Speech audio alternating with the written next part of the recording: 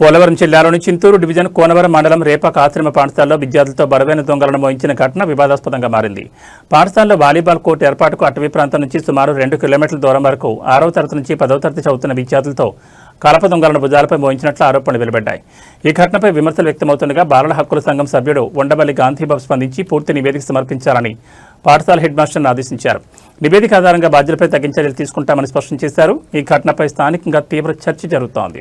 కోనవరం మండలం రేపాక గ్రామం రేపాక ఆశ్రమ గిరిజన బాలుర ఆశ్రమ స్కూల్లో పిల్లలతోటి బరువైన పనులు కష్టతరమైన పనులు చేస్తున్నారనేది నేను మీడియా ద్వారా తెలుసుకోవటం, విజువల్స్ కూడా చూడటం జరిగింది.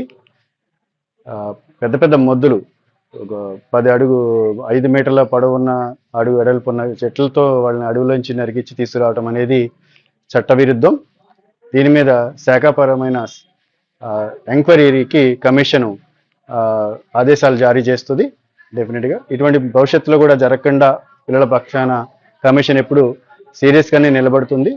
ముఖ్యంగా ఆశ్రమ స్కూల్ కానీ అందరికీ చెప్పేది ఏంటంటే 18 ఇయర్స్ లోపు ఎవరిని పిల్లల్ని పని చేయించకూడదు.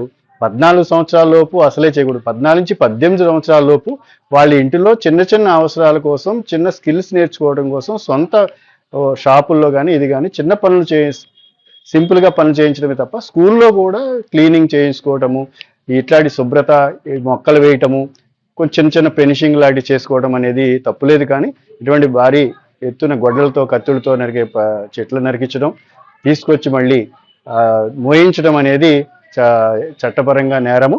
అటువంటి ఎవరైతే దీనికి పాల్పడ్డారో ఆశ్రమం పాఠశాల రేపాక ఆశ్రమం పాఠశాల హెచ్ఎం మీద, వార్డెన్ మీద కూడా చర్యలు ఎంక్వైరీ రిపోర్ట్ని మేము ట్రైబల్ వెల్ఫేర్ని, ఎడ్యుకేషన్ డిపార్ట్మెంట్ని కమిషన్ కోరుతా ఉంది. భవిష్యత్తులో ఇటువంటి జరగకుండా కమిషన్ చాలా సీరియస్గా తీసుకుంటుంది. నెక్స్ట్ విజిట్లో కూడా కమిషన్ తప్పనిసరిగా విజిట్ చేస్తుంది, తగిన చర్యలు తీసుకుంటుంది.